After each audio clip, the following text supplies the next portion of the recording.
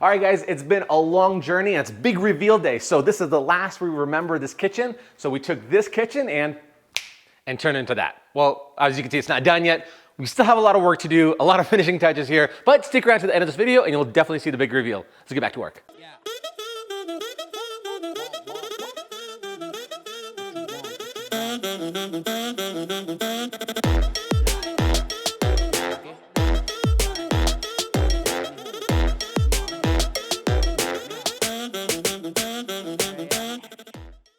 But first, let's talk about the sponsor of today's video, Cove. One of my favorite products from Cove is their Bluetooth split speaker. When combined together, offers a 360-degree sound with powerful subwoofers. Now, when separated and split apart, they create an optimal stereo left and right speaker sounds. The Cove split speakers connect to both computer, tablet, smartphone via Bluetooth. The speakers can be separated up to 32 feet away from your computer or mobile device and play without any interruption. The Cove Bluetooth split speakers are water resistant with a rating of IP.5, which allows for it to be water resistant to up to 1 meter. It's got a strong, powerful battery life for up to 7 hours of a single charge. Now, let's see how they sound.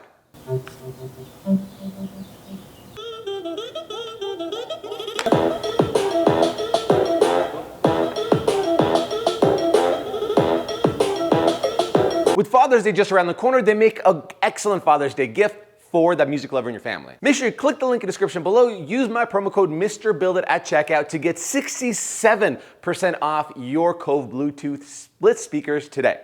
Now, without wasting any more time, let's get back into this video. Let's go. All right, welcome to Time Traveling with Alex and Tyler. You didn't believe in time travel? Well, this is a prime example. We did it.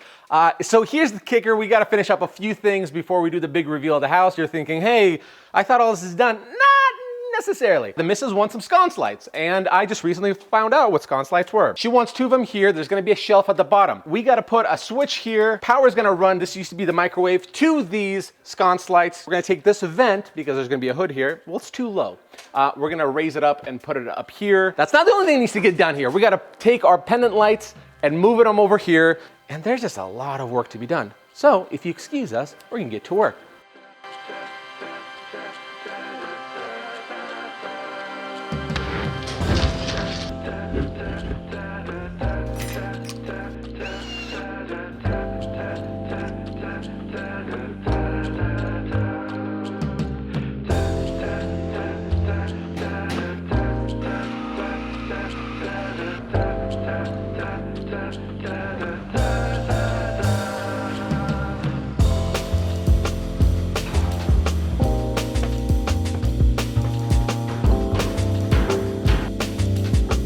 All right, we got our new duct moved.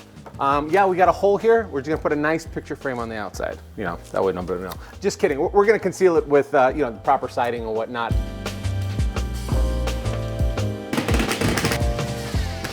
All right, so the hood's getting installed first, and we'll build the whole thing around it. So it says here that if you have an electric stove, it has to be a 27-inch clearance.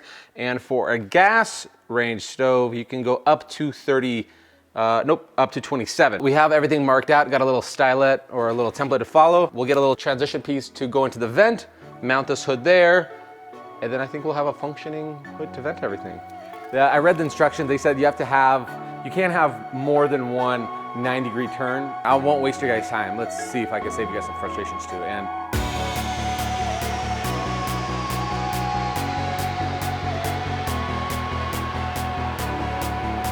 Got my little bull nose to match this. Use this little pink number 61 adhesive sprayer, put it on, and then start mudding the thing up.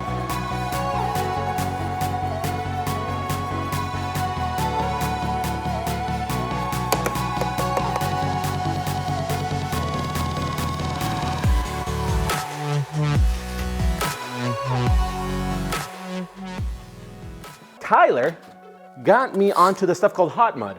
It solidifies, or basically gets hard really quickly. Like the stuff that I'm using is basically called 5-minute mud. So you have a 5-minute window till that coat is done, then you can start going to the next coat. So technically you can finish the entire job in one day. When you sand it, it makes a lot of dust, right? The stuff is pretty thin. You could use like a damp rag, or some guys even use like a spray bottle to actually spray it, and it thins out the mud that you put on here, and you just saved yourself a step from sanding. So orange peel time. I got 2 bottles that was left over in the garage. We'll see which one actually has aerosol still left them. They feel full, but we'll see which one sprays. Remember the shake weight? Yeah. Now my last house, I had like a knockdown kind of texture or a little bit of Santa Fe. So it was easy to use like a trowel and knock it down. This is orange peel, and I don't remember the last time I had a house that I had to do this. This is probably the second time ever I'm doing orange peel.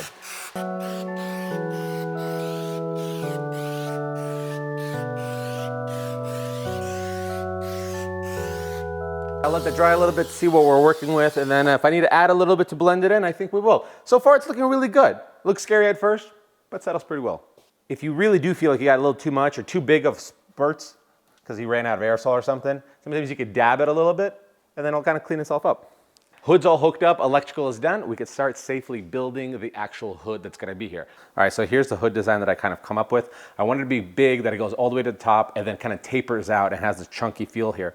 All made out of 3/4 inch plywood. We're gonna pocket hole it in, and then I'm gonna have exposed plywood coming out. That way we can trim it out and go from there. In terms of mounting, we're gonna use a French cleat system so it can hang up there.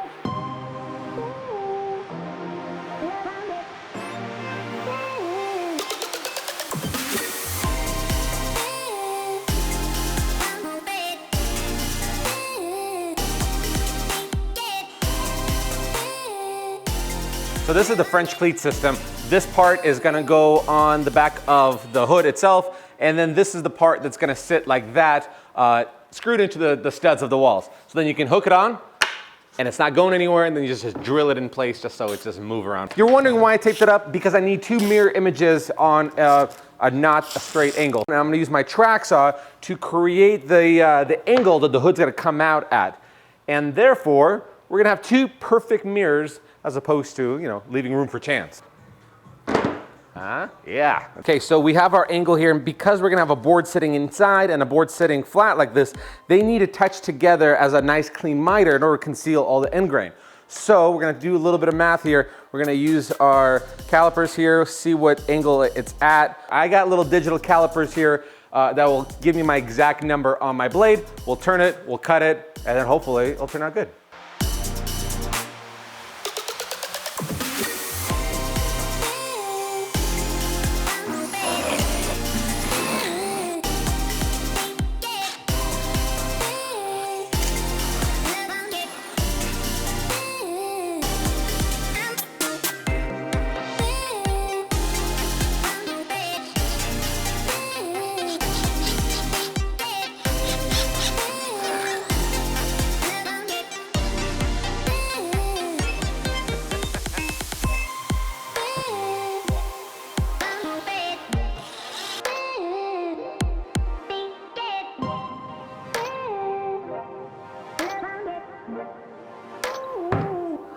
Oh, we got ourselves a hood.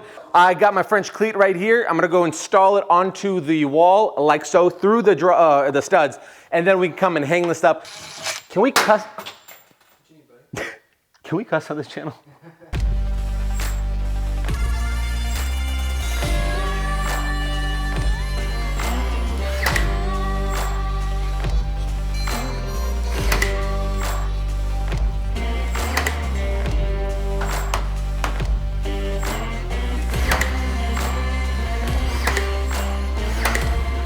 Not gonna be a normal thing when I'm gonna ask you for your opinion on this. I thought you told me I was done.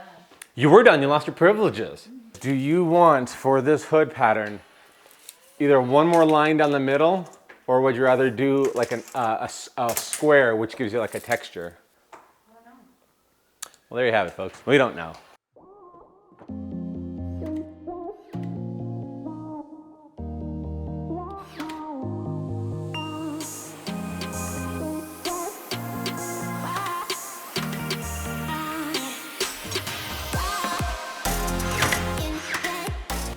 Got everything sanded, everything's flush now.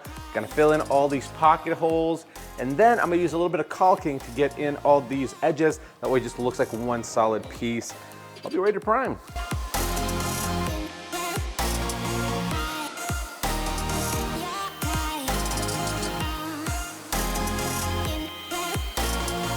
All right, now we're gonna be doing the pendant lights. We have the pre-existing ones that are coming out here. since this used to be its own little peninsula. Now we're gonna get it to drop down here. Turns out I went in my attic, found a decent approach. So I'm gonna remove these, cut holes, patch that up, and run the electrical so it'll drop down here. So we're just gonna make it a little messy with some drywall, but we'll get her done. Now this is my hot cable, power's turned off right now. Instead of leaving a junction box on the outside here with a cover, I think what I'm gonna do is go into my attic and mount the junction box to the side of the trusses and then swing it across on that side. That way it's concealed and it's, you know, safe.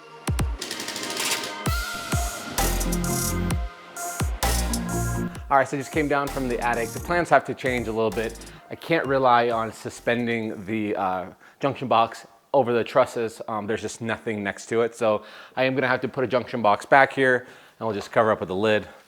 But it'd be nice to do this ahead of time. We wouldn't have to take that one out, but you know, you live and you learn and we're gonna do it right.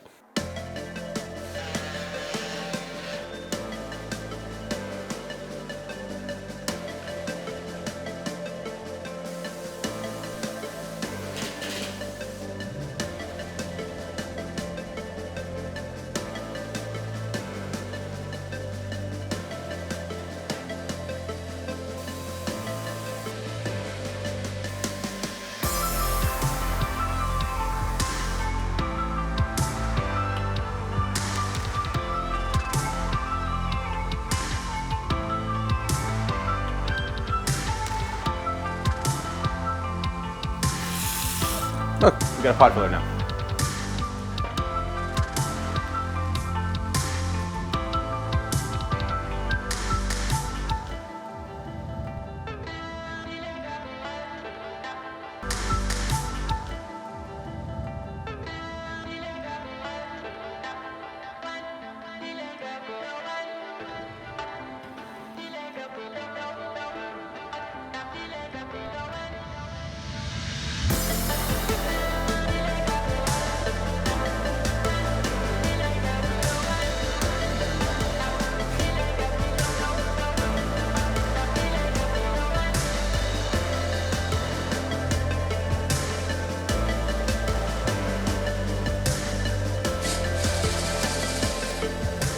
All right, one of the last finishing touches here in the kitchen is the shelves. The guys at the granite shop cut the exact dimensions for me, and I've been kind of playing around how to attach them. The conclusion I've come with, I'm gonna put a heavy adhesive on top, like a high strength adhesive, and then possibly do one shelf pin inside here, and then maybe a little bar underneath, and then set it in place. And I'm convinced it's gonna be more than enough. All right, one of the last details we need to do about this kitchen before we start showing you this big reveal is we need to hang these pendant lights off this thing. It's gonna be interesting because these are custom made to length and there's 4 rods coming down, so we'll see if we can make it straight. This will be our last piece of adventure. I know Irina's gonna link all this stuff that she used on the website for you guys to buy and look over. Guys, if you can convince your wives not to get this light fixture, you'll be far happier. Jeez.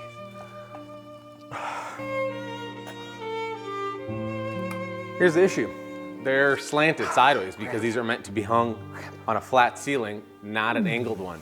I kind of have at least an approach, not an exact perfect solution. Because these are custom made and these are not adjustable, I can't shorten this to lift it up.